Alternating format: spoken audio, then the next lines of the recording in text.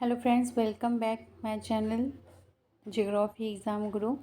तो आप लोग को मैं बीपीएससी हेडमास्टर एग्ज़ाम का प्रिपरेशन कराती हूँ, आप लोग को पता होगा ही।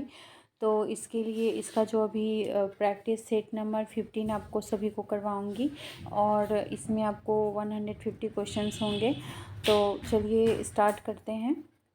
कम समय में आपको रिवाइज़ कराऊंगी, पढ़ा हुआ तो आपका सब है, बस रिवाइज़ करना है। तो कम समय में आप एक बार इसको जब समय मिले काम करते करते सुन लीजिए। तो चलिए स्टार्ट करते हैं। भारतीय स्थल पर गड्ढे खोदने के साक्ष्य, हिस्ट्री से क्वेश्चन है। भारतीय स्थल पर गड्ढे खोदने के साक्ष्य निम्नलिखित में से किस प्राचीन स्थान से पाए गए हैं? लोथल और कालीबंगन, बुर्जहोम और रंगपुर, रूपर और रंगपुर, कालीबंगन और सुरकोटदा। तो क्या हो जाएगा इसका आंसर? देखिए, तो इसका आंसर हो जाएगा बुर्जहोम और रंगपुर। बुर्जहोम और रंगपुर ये ऐसा प्राचीन स्थल है जहाँ गड्ढे खोदने के साक्ष्य प्राप्त हुए हैं। ये बुर्जहोम कश्मीर का एक महत्वपूर्ण नवपाषाण कालीन स्थल है जहाँ लोग भूमि के नीचे निवास करते हैं, ऐसा प्रमाण प्राप्त हुआ है, करते थे उस टाइम। ठीक है। और रंगपुर जो है वो गुजरात के काठियावाड़ ज़िले में स्थित है। यह मादर नदी के समीप है। इसकी खुदाई 1953 से 54 में रंगनाथ राव के अंतर्गत कराई गई थी। किसके अंतर्गत? रंगनाथ। नेक्स्ट क्वेश्चन है, निम्नलिखित में से कौन सा वैदिक लेख पहली बार पुनर्जन्म के सिद्धांत की प्रणालीगत व्याख्या देता है? छंदोग्य उपनिषद, मुंडकोपनिषद, शतपथ ब्राह्मण या बृहदारण्य उपनिषद। तो देखिए, इसका जो आंसर हो जाएगा वो हो जाएगा नंबर 1, छंदोग्य उपनिषद। ठीक है।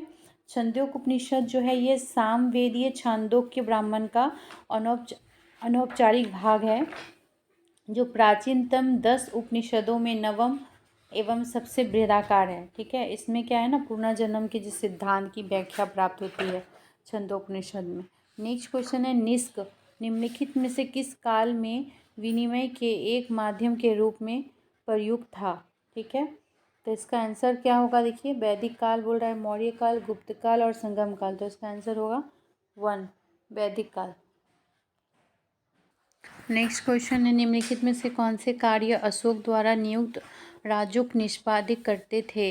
राजस्व कार्य, न्यायिक कार्य, धार्मिक कार्य या सैन्य कार्य? तो आप मन में सोचते चलिए, देखिए कितना सही हो रहा है। ठीक है। इसका होगा 2, न्यायिक कार्य। न्यायिक कार्य अशोक द्वारा नियुक्त राजुक निष्पादित करते थे। ठीक है। नेक्स्ट क्वेश्चन, निम्नलिखित में से कौन सा ईसा पूर्व युग में प्राचीन भारतीय इतिहास की एक घटना नहीं है? ठीक है। तो कौन सा नहीं है? इंडो ग्रीक साम्राज्य की स्थापना, विक्रम संवत का आरंभ, चतुर्थ बौद्ध संगति या खारवेल का हाथी गुफा अभिलेख?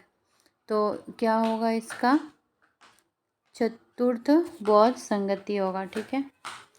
चतुर्थ बौद्ध संगति।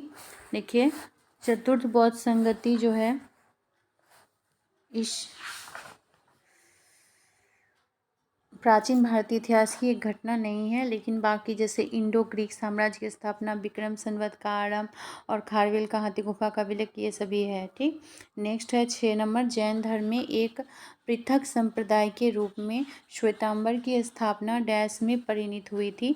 तो कब परिणित हुई थी? राजगिरी, बल्लवी, उज्जैन या सांची? तो इसका आंसर होगा बल्लवी। जैन धर्म में एक पृथक साम्राज्य के रूप में श्वेतांबर की स्थापना बल्लवी में परिणित हुई थी। नेक्स्ट है, केवल एक ही शिलालेख है जिसमें अशोक ने करारोपण के बारे में बात की, इसमें से कौन सा वह शिलालेख है? तो इसका हो जाएगा 3 नंबर, रुम्मीनदेई स्तंभ शिलालेख। रुम्मीनदेई स्तंभ शिलालेख में अशोक ने, यह अशोक के राज्य काल के 20वें वर्ष का है। क्या? रुम्मीनदेई स्तंभ शिलालेख। इससे ज्ञात होता है कि अशोक शाक्य मुनि की जन्मभूमि पर आया था और वहाँ उसने एक प्रशस्त अभिलेख स्थापित किया था। वहाँ उसने भाग की कुल राशि उत्पादन का 1/8 भाग कर दी और बलि को समाप्त कर दिया। ठीक है। नेक्स्ट क्वेश्चन नंबर 8, निम्नलिखित में से किसने शिलोन के बौद्ध राजा मेघवर्मन को बौद्ध गया में विहार बनाने की अनुमति दी? तो किसने अनुमति दी थी? चंद्रगुप्त द्वितीय, विक्रमादित्य या समुद्रगुप्त, स्कंदगुप्त या कुमारगुप्त। तो इसका आंसर होगा 2 नंबर समुद्रगुप्त ने राजा मेघवर्मन को बोध गया में बिहार बनाने की अनुमति दी थी, समुद्रगुप्त ने दी थी। नेक्स्ट है 9 नंबर फतवा ए आलमगीरी के नाम से इस्लामिक कानूनों का पूर्ण रूप से वर्णन मध्यकालीन भारत के निम्नलिखित में से किस शासक की आज्ञा से लिपिबद्ध किया गया? अलाउद्दीन खिलजी, शेरशाह सूरी, अकबर या औरंगजेब। तो इसका जो आंसर हो जाएगा होगा औरंगजेब। ठीक है, औरंगजेब जो है, औरंगजेब मध्यकालीन शासन की आज्ञा से लिपिबद्ध किया गया था। ठीक, बाबर की मृत्यु 26 दिसंबर 1530 में हुई और उसे आगरा के आराम बाग में दफनाया गया। बाद में शेरशाह के शासनकाल के दौरान उसके शरीर को निम्नलिखित में से किस स्थान पर ले जाकर दफनाया गया? तो कहाँ पे ले जाके दफनाया गया था? दिल्ली, फरगना, काबुल या समरकंद। तो इसका आंसर होगा काबुल। बाद में जो है उनको वहाँ से कहाँ ले गया था? काबुल ले गया था। देखिए करीब 48 वर्ष की आयु में 26 दिसंबर 1530 को आगरा में बाबर की मृत्यु हो गई। प्रारंभ में बाबर के शव को आगरा के आराम बाग में दफनाया गया। बाद में काबुल में उसके द्वारा चुने स्थान पर दफनाया गया। बाबर ने अपनी आत्मकथा बाबर नाम की रचना की। ठीक है, जिसका अनुवाद बाद में फारसी भाषा में अब्दुल रहीम खान खाना ने किया। नेक्स्ट है निम्नलिखित में से किस मामले में बी.डी. सावरकर को 1911 में अंडमान और निकोबार द्वीप समूह की कुविख्यात सेल्युलर जेल में आजीवन भेजे जाने की संज्ञा दी गई थी? अलीपुर बम केस, नासिक षड्यंत्र केस, दिल्ली षड्यंत्र केस या लाहौर षड्यंत्र केस। तो इसका हो जाएगा नासिक षड्यंत्र केस। नेक्स्ट है C.R. दास की मृत्यु के बाद स्वराज पार्टी का दलों में विभाजन हो गया था। तो इस क्वेश्चन का आंसर हो जाएगा 12 का ऑप्शन नंबर ए, ब्रिटिश सरकार के साथ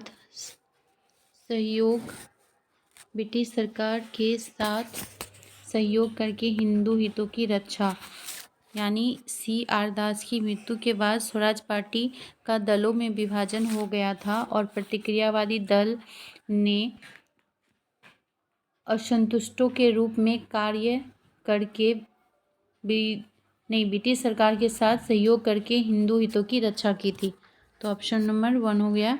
नेक्स्ट क्वेश्चन है 13 नंबर, निम्नलिखित में से किसने भारतीय विश्वविद्यालय में धार्मिक शिक्षा के लिए प्रबलता से वकालत की?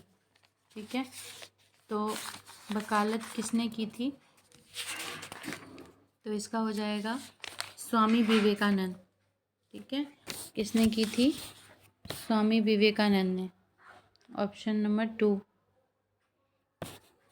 नेक्स्ट क्वेश्चन है निम्नलिखित में से किसने 1909 में lieutenant colonel sir William Curzon William पर भारतीय स्वतंत्रता आंदोलन में क्रांति के प्रथमकारी के रूप में आक्रमण किया? ठीक है, मदन लाल धिंगरा, हरदयाल, उधम सिंह, रोशन सिंह। तो इसका जो आंसर होगा मदन लाल धिंगरा। इसने 15 नंबर क्वेश्चन देखिए, इसको बोल रहा है क्रम में व्यवस्थित करने। रोलट एक्ट है, गांधी इरविन पैक्ट है, मॉर्ले मिंटो है और इल्बर्ट बिल है। तो इसमें इसका जो आंसर होगा वो होगा 1 नंबर। सबसे पहले होगा इल्बर्ट बिल। इल्बर्ट बिल का होगा 1883। ये 1883 में इल्बर्ट बिल आया था। उसके बाद होगा 3 नंबर मॉर्ले मिंटो सुधार। मॉर्ले मिंटो सुधार 1909 में आया था। ठीक है, और गांधी इरविन पैक्ट। इसके बाद होगा रोलट एक्ट। रोलट एक्ट 1919 में आया था। ठीक है, 1919 में आया। और गांधी इरविन पैक्ट जो है वो 5 मार्च 1931 में आया। ठीक है, नेक्स्ट क्वेश्चन है 16 नंबर, कैबिनेट मिशन प्लान के अनुसार राज्यों की ग्रुपिंग में बिहार को किस ग्रुप में रखा गया? तो देखिए ग्रुप बी, ए, सी, इनमें से कोई नहीं। इसका आंसर होगा ग्रुप ए। ग्रुप ए में बिहार, मुंबई, मद्रास और संयुक्त प्रांत, मध्य प्रांत, उड़ीसा, इन सभी को ग्रुप ए में रखा गया था। नेक्स्ट क्वेश्चन है 17 नंबर, बाबा ठाकुर दास ने पटना में किस सोसाइटी की स्थापना की थी? ठीक है, तो servants of India society, Ramakrishna mission society, Seva Samiti या सोशल सर्विस लीग। तो इसका आंसर होगा रामकृष्ण मिशन सोसाइटी। ठीक है, रामकृष्ण मिशन सोसाइटी। बाबा ठाकुर दास ने पटना में रामकृष्ण मिशन सोसाइटी की स्थापना की थी। और ये क्या जो बाबा ठाकुर दास ने 1906 से 7 में की थी। कब की थी? 1906 से 1907 में। इस समाज की स्थापना कलकत्ता के पास विवेकानंद द्वारा 1897 में दोहरे उद्देश्य से की गई थी। ठीक है, नेक्स्ट क्वेश्चन है, इनमें से कौन बिहार का किसान नेता था या थे? स्वामी विद्यानंद, स्वामी सहजानंद, सरदार वल्लभ भाई पटेल। निम्नलिखित विकल्प का चयन कीजिए, 1 और 2। तो इसका देखिए आंसर जो हो जाएगा वो क्या होगा? 1 और 2। 1 में क्या है? स्वामी विद्यानंद और स्वामी सहजानंद। तो बिहार किसान के नेता कौन थे? स्वामी विद्यानंद और स्वामी सहजानंद, ये दोनों ही थे। ठीक है, देखिए किसान सभा आंदोलन जो है बिहार में सहजानंद सरस्वती के नेतृत्व में 1929 ईस्वी में और बिहार प्रांतीय किसान सभा की स्थापना के साथ आरंभ हुआ था। लेकिन उत्तरी बिहार में किसानों को जीविकोपार्जन अधिकारों को जमींदार द्वारा छीने जाने के कारण 1919 से 20 के दौरान किसान आंदोलन का विकास हुआ था। इसका नेतृत्व संगठन स्वामी विद्यानंद द्वारा हुआ था। ठीक है, इसीलिए दोनों का नाम होगा।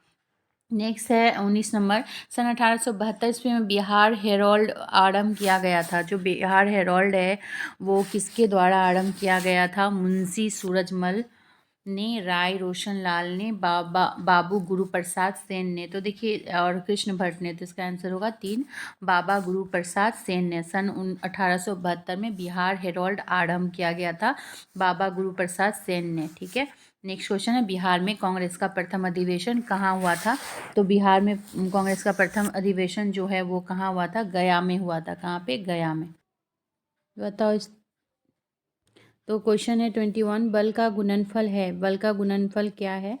द्रव्यमान और वेग का, द्रव्यमान और त्वरण का, भार और वेग का, भार और त्वरण का। तो इसका आंसर होगा द्रव्यमान और त्वरण का बल का गुणनफल है। अब नेक्स्ट क्वेश्चन है, देखिए एक वस्तु का भार पृथ्वी की सतह पर मापने पर 100 न्यूटन आता है और इसका भार चंद्रमा की सतह पर मापने पर कितना होगा? तो चंद्रमा की सतह पर इसका जो होगा वो क्या होगा? 16.7 न्यूटन। क्योंकि हम सभी जानते हैं किसी वस्तु का चंद्रमा पर भार पृथ्वी पर इसके भार का 1/6 गुना होता है। ठीक है, तो 1/6 गुना होता है, पृथ्वी पर कितना है? 100। तो बस कर देंगे इसको, 6 से डिवाइड करिएगा तो आप 16.7 आ जाएगा। ठीक है, नेक्स्ट है, वाष्प से जलने पर खौलते पानी से जलने की अपेक्षा अधिक तकलीफ होती है। क्यों होती है? क्योंकि वाष्प में क्या होता है? गुप्त ऊष्मा होता है, इसलिए जो है वाष्प से जलने पर ज़्यादा जलन होगी। 24, घड़ी में समय नापा जाता है। घड़ी में समय क्वार्ट्ज क्रिस्टल द्वारा, हीरा क्रिस्टल द्वारा, सीसा द्वारा या इस्पात द्वारा। तो घड़ी में समय जो नापा जाएगा वो इस्पात द्वारा मापा जाता है। नेक्स्ट क्वेश्चन है, सॉरी इसका जो है गलत है। इसका जो आंसर होगा वो क्वार्ट्ज क्रिस्टल द्वारा होगा। क्या होगा? क्वार्ट्ज क्रिस्टल द्वारा। घड़ी में समय किसके द्वारा नापा जाएगा? क्वार्ट्ज क्रिस्टल द्वारा। ठीक, नेक्स्ट क्वेश्चन,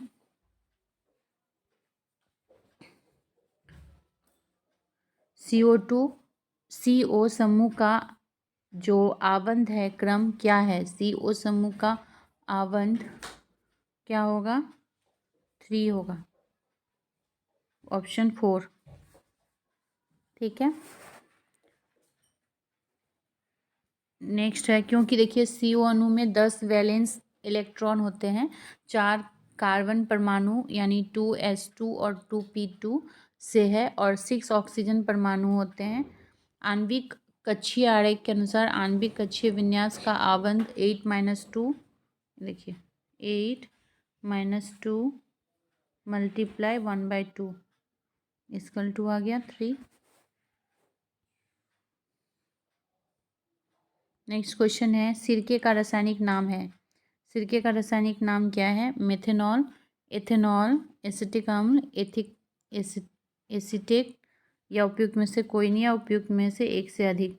तो देखिए सिरके का जो रासायनिक नाम होगा ये ऑप्शन 3 होगा, एसिटिक अम्ल। क्या होगा सिरके का रासायनिक नाम? एसिटिक अम्ल। नेक्स्ट क्वेश्चन है CNG का मुख्य घटक क्या है? तो CNG का मुख्य घटक क्या होगा? CH4। ठीक है। नेक्स्ट है निम्न से कौन सा एक धात्विक खनिज है?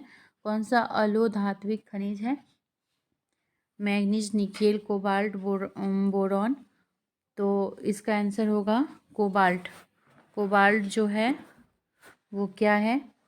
एक अलोह धात्विक है। मेंडल के आनुवंशिकता का सिद्धांत किस पर आधारित है? तो मेंडल का आनुवंशिकता का जो सिद्धांत है वो लैंगिक जनन, किस पर? लैंगिक जनन पर आधारित है। फोटोफास्फोरिलेशन के दौरान कौन सी क्रिया होती है? तो देखिए कौन सी क्रिया होगी? ADP से ATP का संश्लेषण। इसका आंसर 1 होगा। ADP से ATP का संश्लेषण होता है। नेक्स्ट क्वेश्चन है पित्त का उत्सर्जन होता है। पित्त का उत्सर्जन क्या होगा? यकृत द्वारा होता है। पित्त का उत्सर्जन यकृत द्वारा होगा। ठीक है। नेक्स्ट है ब्रिक से प्रति मिनट औसत रक्त प्रवाह होता है। ब्रिक से कितना रक्त प्रवाह होता है? 1200 सीसी। ठीक है। 1200 सीसी ब्रिक से प्रति मिनट औसत रक्त प्रवाह होता है। हमारे तंत्र में अधिकतम ATP अणुओं को उत्पन्न करने वाला पद है, तो वो कौन सा पद है? तो देखिए इसका आंसर होगा क्रेब्स चक्र। हमारे तंत्र में अधिकतम ATP अणुओं को उत्पन्न करने वाला पद क्रेब्स चक्र है। नेक्स्ट क्वेश्चन है 34 भोजन के किस वर्ग में प्रति यूनिट भार कैलोरी की मात्रा सर्वाधिक होती है? तो किस में सर्वाधिक होगी? वसा, विटामिन, कार्बोहाइड्रेट या प्रोटीन। तो इसका आंसर होगा कार्बोहाइड्रेट। BCG वैक्सीन का इस्तेमाल किसकी रोकथाम के लिए किया जाता है? तो BCG का जो है क्षय रोग के लिए होता है। BCG का उपयोग किसके लिए होता है? क्षय रोग। भारत का उत्तर दक्षिण विस्तार कितना है?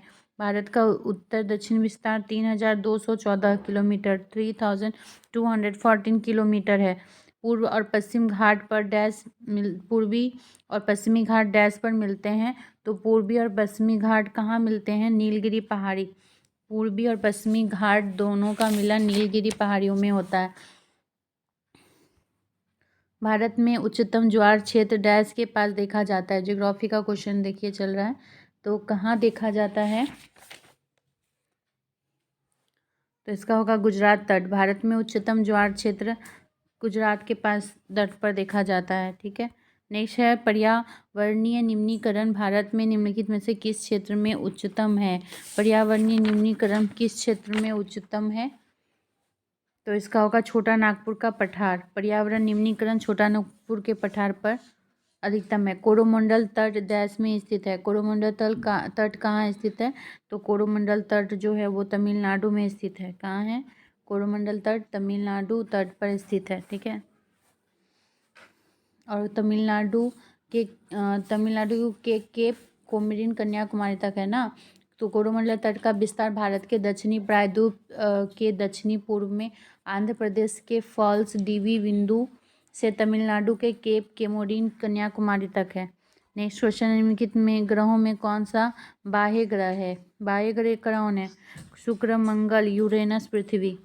तो यूरेनस हो जाएगा। पता ही होगा अरुण, यूरेनस को हिंदी में अरुण कहते हैं। ये बाह्य ग्रह है।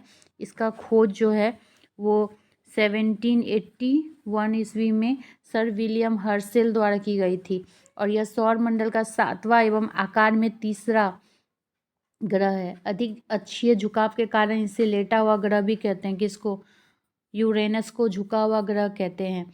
यह सूर्य की परिक्रमा 84 वर्षों में पूरा करता है और यह पूर्व से पश्चिम दिशा में सूर्य के चारों ओर परिभ्रमण करता है। ध्रुवीय प्रदेश में इसे सूर्य के सबसे अधिक ताप और प्रकाश मिलता है। ठीक है। भारत में कौन सा राज्य कॉफ़ी का सबसे बड़ा उत्पादक है? तो केरल, असम, पश्चिम बंगाल और कर्नाटक। तो केरल ये कॉफ़ी के लिए सबसे ज़्यादा उत्पादक कहाँ होता है? कर्नाटक में। नेक्स्ट क्वेश्चन है 43, कौन सी नदी कश्मीर घाटी से बहती है? कश्मीर घाटी से झेलम, तीस्ता, रावी, ब्यास। तो जो झेलम नदी है वो कश्मीर घाटी से बहती है। नेक्स्ट क्वेश्चन है 44, जब उष्ण और हल्की वायु ठंडे और अधिक गहरी वायु के विरुद्ध चलती है तो पूर्ववर्ती दूसरे के ऊपर चढ़ जाती है। एक बाताग्र डैश कहलाता है। एक बाताग्र क्या कहलाता है? उष्ण बाताग्र कहलाता है। क्या कहलाता है? उष्ण बाताग्र। क्यूरोशियो धारा डैश में देखी जाती है। क्यूरोशियो धारा कहाँ? अटलांटिक महासागर या प्रशांत महासागर? तो इसका आंसर होगा प्रशांत महासागर। क्यूरोशियो जो है ये गर्म धारा है और तथा उत्तर विषुवत-रेखीय धारा फिलीपींस द्वीप तक पहुंचने के बाद ताइवान और जापान के तट के साथ उत्तरी दिशा में बहने लगती है। इसे क्यूरोशियो धारा कहा जाता है या प्रशांत महासागर की धारा कहलाती है। ठीक है। नेक्स्ट है बिहार में मछली उत्पादन करने वाले अग्रणी जिले हैं। बिहार में कहाँ पे मछली ज़्यादा उत्पादन होता है? तो मधुबनी और दरभंगा। मधुबनी और दरभंगा में मछली ज़्यादा उत्पादन होता है। नेक्स्ट क्वेश्चन है 47, कैमूर पठार किसके लिए प्रसिद्ध है? तो कैमूर का जो पठार है वो चूना पत्थर के लिए प्रसिद्ध है। कैमूर का पठार किसके लिए है? चूना पत्थर के लिए। ठीक है। नेक्स्ट क्वेश्चन है 2011 की जनगणना के अनुसार बिहार के किस जिले में सर्वोच्च घनी आबादी प्रति वर्ग किलोमीटर दर्ज की गई? शिवहर, वैशाली, पटना, दरभंगा। इस क्वेश्चन तो आप सभी को पता ही है। ठीक है। तो क्या हो जाएगा इसका? किस जिले में सर्वोच्च घनी आबादी दर्ज की गई है?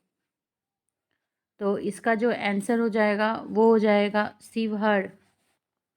सर्वोच्च घनी। देखिए 2011 जनगणना के अनुसार शिवहर ने 1880 का सबसे अधिक जनसंख्या घनत्व दर्ज किया है। वैशाली, दरभंगा और पटना का जनसंख्या घनत्व क्रमशः कितना है? 1717 मतलब 1717। उसके बाद इसका है दरभंगा का, वैशाली का, दरभंगा का है 1728 और पटना का है 1823। बिहार भारत का सबसे घनी आबादी वाला राज्य है। ठीक है। तो जनसंख्या घनत्व तो सबसे अधिक कौन दर्ज किया था? शिवहर। नेक्स्ट क्वेश्चन है संख्यात्मक रूप से बिहार की सबसे बड़ी अनुसूची जनजाति है। सबसे बड़ी अनुसूची जनजाति कौन है? मुंडा, संथाल, गोंड। इसका आंसर होगा संथाल। संथाल जो है वो संख्यात्मक रूप से सबसे बिहार की बड़ी अनुसूची। नेक्स्ट है 50 नंबर, उद्योग और स्थान के निम्न जोड़ों में से कौन सा जोड़ी सही नहीं है? तो यहाँ पे जो सही नहीं है वो बताना है। ठीक है। Oil refinery Barauni, cement Banjari, fertiliser Bhaurahi और रेल डिब्बा और अभियांत्रिकी भागलपुर। ठीक है। तो जो सही नहीं है वो क्या है? 4 नंबर। ठीक है। क्योंकि जो तेल रिफाइनरी बरौनी में है सही है, सीमेंट बंजारी में है, उर्वरक भौराही में है, लेकिन बैगन और इंजीनियरिंग का जो है वो कहाँ है? मुजफ्फरपुर में है। नेक्स्ट क्वेश्चन है भारत में नागरिकता संबंधी विधान बनाने का प्राधिकार प्राप्त है। तो देखिए पॉलिटिक्स से क्वेश्चन है, किसको है? संसद को है, लोकसभा को है, राज्यसभा को है या राज्य विधानमंडल को है? तो भारत में नागरिकता संबंधी विधान बनाने का प्राधिकार जो है वो किसको है? संसद को है। ठीक है। नेक्स्ट क्वेश्चन है 52, हमारे संविधान के किस अनुच्छेद में पर्यावरण का संरक्षण तथा संवर्धन उपबंधित है? अनुच्छेद 48, अनुच्छेद 48 क, अनुच्छेद 47, अनुच्छेद 47 क। इस क्वेश्चन का आंसर हो जाएगा 2 नंबर, अनुच्छेद 48 क में पर्यावरण संबंधी। नेक्स्ट क्वेश्चन है 53, भारतीय संविधान में सार्वजनिक वयस्क मताधिकार की व्यवस्था किस अनुच्छेद में उल्लेखित है? तो अनुच्छेद 324, अनुच्छेद 325, अनुच्छेद 326, अनुच्छेद 327। तो 53 का जो आंसर होगा वो अनुच्छेद 326 हो जाएगा। देखिए अनुच्छेद संविधान, भारतीय संविधान के अनुच्छेद 326 के अनुसार लोकसभा और राज्य की विधानसभा के लिए निर्वाचन वयस्क मताधिकार के आधार पर होंगे। अर्थात जो भी व्यक्ति 18 वर्षीय आयु पूरा कर ली हो उसे मतदान का अधिकार प्राप्त है। ठीक है, अनुच्छेद 326। राज्यपाल की नियुक्ति किसके द्वारा की जाती है? राज्यपाल की नियुक्ति राष्ट्रपति द्वारा की जाएगी। राज्यपाल राष्ट्रपति। ठीक, और ये अनुच्छेद 156(1) के तहत है। ठीक है, भारत संविधान की प्रस्तावना में 42वें संविधान संशोधन द्वारा कौन शब्द जोड़े गए हैं? तो कौन से शब्द जोड़े गए हैं? तो समाजवादी, धर्मनिरपेक्ष तथा राष्ट्र की अखंडता। क्या होगा इसका? समाजवादी, धर्मनिरपेक्ष एवं राष्ट्र की अखंडता। नेक्स्ट है वित्त विधेयक के संदर्भ में सही कथन का चुनाव करें। तो इससे होगा इसे राज्यसभा में पुनर्स्थापित नहीं किया जा सकता। वित्त विधेयक के संदर्भ में सही कथन का चुनाव क्या है? इसे राज्यसभा में पुनर्स्थापित नहीं किया जा सकता। नेक्स्ट है 57 नंबर, राज्यसभा की अन्य अधिकारिता के संदर्भ में सही कथन का चुनाव करें। नई अखिल भारतीय सेवा को सृजित करने के संदर्भ में, राज्य सूची में वर्णित किसी विषय पर विधि बनाने के संदर्भ में, राज्यों के सृजन और उन्मूलन के संदर्भ में, या एक और दो दोनों। तो देखिए 57 का जो आंसर होगा वो होगा एक और दो दोनों, 4 होगा। यानी एक में क्या है? नई अखिल भारतीय सेवा को सृजित करने के संदर्भ में और राज्य सूची में वर्णित किसी विषय पर विधि बनाने के संदर्भ में। ठीक है, तो ये दोनों ही हो जाएगा। राज्यसभा की 2 विषयों में अन्य अधिकारिता प्राप्त है। अनुच्छेद 312 में एक या अधिक अखिल भारतीय सेवाओं का सृजन है 312 में, और अनुच्छेद 249 में उसके बाद वाला है। ठीक है, भारतीय संसद राज्य सूची के विषय में किस स्थिति में विधि नहीं बना सकती है? अंतर्राष्ट्रीय करारों को प्रभावी बनाने हेतु संबंधित राज्यों की सहमति से राज्यों में राष्ट्रपति शासन लागू करने की स्थिति में, या वित्तीय आपात लागू होने की स्थिति में। तो इसका जो आंसर होगा वो होगा 4, वित्तीय आपात लागू होने की स्थिति में। देखिए वित्तीय आपात नहीं बल्कि राष्ट्रीय आपात की घोषणा प्रवर्तन हो तो संसद संविधान के अनुच्छेद 250 के तहत विधि बना सकती है। राष्ट्रीय आपात की घोषणा। ठीक है,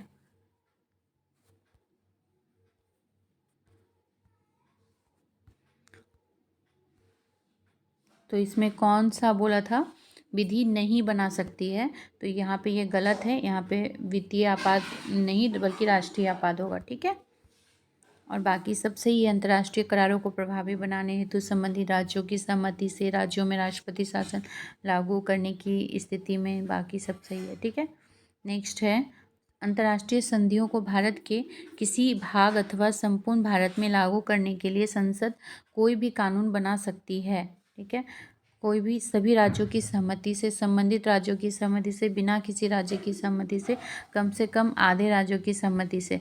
तो अंतर्राष्ट्रीय संधियों को भारत के किसी भाग अथवा संपूर्ण भारत में लागू करने के लिए संसद जो है बिना किसी राज्य की सहमति से भी कानून बना सकती है। ठीक है, तो इसका जो होगा संविधान का अनुच्छेद 253 में यह प्रावधान है कि संसद अंतर्राष्ट्रीय करारों, संधियों, समझौतों को प्रभावी बनाने के लिए भारत के संपूर्ण राज्य क्षेत्र या उसके किसी भाग के लिए कोई भी विधि बना सकती है।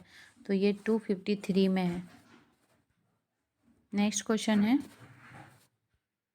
संसद एवं विधानसभा के सदस्यों को कार्यवाही के दौरान कार्यवाही चलने से कितने दिन तक गिरफ्तारी से छूट प्राप्त होती है?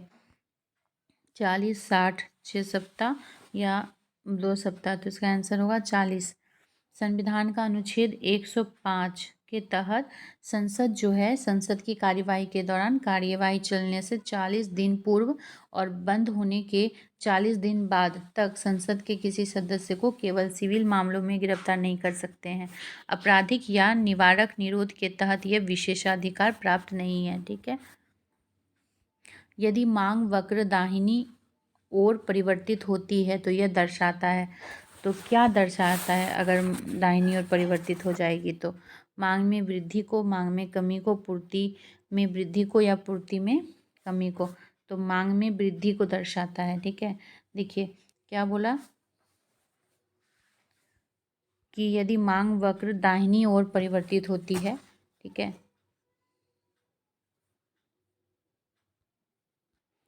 तो देखिए ये मैं बना के आपको दिखाती हूँ, ठीक है।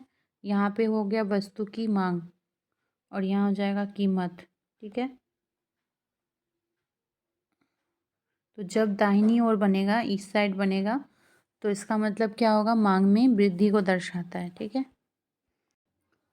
ऐसी बाजार व्यवस्था जहाँ विक्रेता की संख्या कम हो, उस बाजार व्यवस्था का नाम क्या होगा, पूर्ण प्रतियोगिता, एकाधिकार, अल्पाधिकार या इनमें से कोई नहीं। तो इसका जो आंसर होगा वो होगा अल्पाधिकार, ठीक है।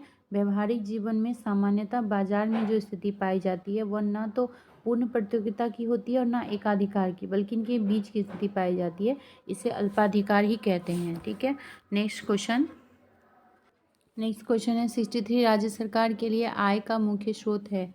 तो राज्य सरकार के लिए आय का मुख्य स्रोत क्या होगा, आयकर, बिक्री कर, एक्साइज ड्यूटी। तो इसका आंसर होगा बिक्री कर। राज्य सरकार के लिए आय का प्रमुख स्रोत बिक्री कर है। नेक्स्ट है 64 राष्ट्रीय व्यय में शामिल है। राष्ट्रीय व्यय में क्या शामिल है, ठीक है, उपभोग व्यय, निवेश व्यय, राजकीय व्यय, उपरोक्त सभी। इसका आंसर होगा राष्ट्रीय व्यय में उपभोग, निवेश और राजकीय उपरोक्त सभी शामिल है। भारत में छुपी हुई बेरोजगारी का मुख्यतः संबंधित है। तो छुपी हुई बेरोजगारी कृषि क्षेत्र से संबंधित है।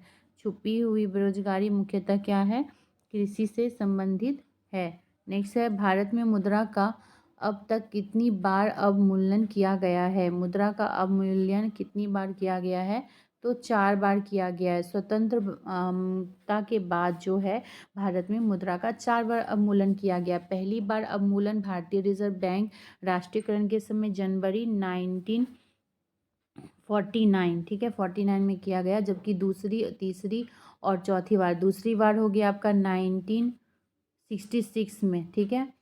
तीसरी बार हो गया आपका 1991 में, 1991 में, और चौथी बार हुआ है आपका 1991, वो भी 1991 में ही हुआ है, ठीक है।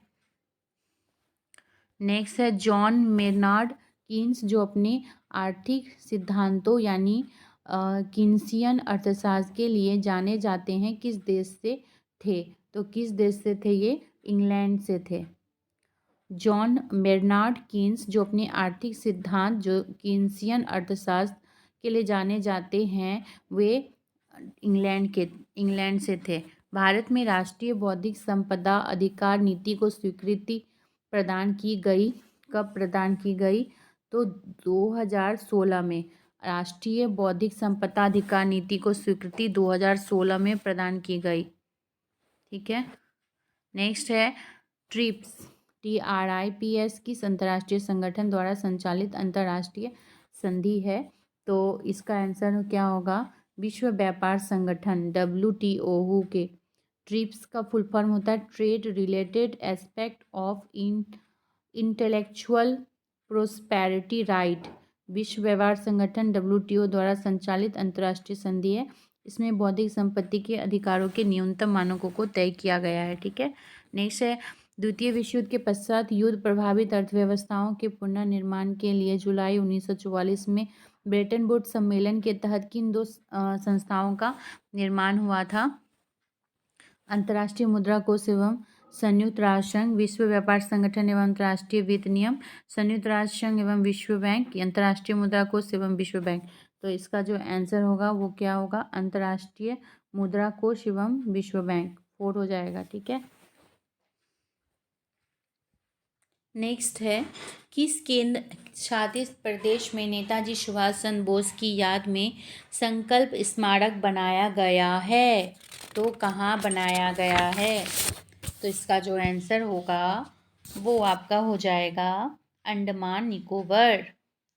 अंडमान निकोबार प्रदेश में, केंद्र शासित प्रदेश में नेताजी सुभाष चंद्र बोस की याद में संकल्प स्मारक बनाया गया है, ठीक है। नेक्स्ट है अमेरिकी सिक्के पर दिखाई देने वाली पहली अश्वेत महिला कौन बनी है। तो जो पहली अश्वेत महिला है वो माया एंजेलो, कौन बनी है, माया एंजेलो, संयुक्त राज्य अमेरिका की ये बनी है। नेक्स्ट है विदाउट फियर पुस्तक के लेखक कौन है? विदाउट फियर पुस्तक के लेखक जो है कुलदीप नैयर। कौन है? विदाउट फियर पुस्तक के कुलदीप नैयर। किस बैंक ने हाल ही में फिनटेक के लिए एक अलग आंतरिक विभाग की स्थापना की है? तो हो जाएगा भारतीय रिजर्व बैंक ने की है फिनटेक के लिए। किसे इंदिरा गांधी शांति पुरस्कार 2021 दिया गया है? इंदिरा गांधी शांति पुरस्कार प्रथम एक अभिनव शिक्षण संगठन को दिया गया है। 1 मई को मनाया जाता है 96 का 4 1 मई को मनाया जाता है अंतर्राष्ट्रीय श्रम दिवस के रूप में। ठीक है। भारत का पहला परमाणु मिसाइल ट्रैकिंग जहाज का क्या नाम है? तो इसका नाम INS ध्रुव है। भारत का पहला परमाणु मिसाइल ट्रैकिंग जहाज का नाम INS ध्रुव है। क्वेश्चन है, उस भारतीय का नाम बताइए जिसने टोक्यो पैरा ओलंपिक में महिलाओं की 10 मीटर एयर राइफल शूटिंग में स्वर्ण पदक जीता। अवनी लेखारा ने महिलाओं की 10 मीटर एयर राइफल शूटिंग में स्वर्ण पदक जीता है। ईरान की मौद्रिक इकाई क्या है? बताइए। ईरान की मौद्रिक इकाई रियाल है। क्या है? रियाल। द इंडिया स्टोरी नामक पुस्तक के लेखक कौन है? तो इसके लेखक हैं Bimal Jalan. The India story जो है इसके कौन है? बिमल जालान। देखिए, RBI का पूर्व गवर्नर बिमल जालान ने एक पुस्तक द इंडिया स्टोरी लिखी जो 21 जुलाई 2021 को विमोचित की गई। यह पुस्तक भारत के आर्थिक इतिहास पर केंद्रित है और इसका उद्देश्य भारत की राजनीतिक अर्थव्यवस्था के भविष्य के लिए सबक प्रदान करना है। The India story Rupa publication India द्वारा प्रकाशित है। ठीक है। इसके बाद आपको बीएड से संबंधित प्रश्न हैं। तो जो बीएड से संबंधित प्रश्न हैं वो मैं एक अलग वीडियो में बना दूंगी। ठीक है। और जो क्वेश्चंस होंगे वो काफ़ी इम्पॉर्टेंट होंगे, तो आप उसको भी ज़रूर देखिएगा क्योंकि ऑलरेडी ये बहुत ज़्यादा बड़ा हो गया, इसलिए मैं इसमें 100 क्वेश्चन ही करवाई हूँ एंड मैथ एंड उसका आपका रीजनिंग का छोड़ दी हूँ। अगर आप मैथ और रीजनिंग का भी करना चाहते हैं तो मैं आप कमेंट करना, मैं ज़रूर करा दूँगी। Thank you very much friends.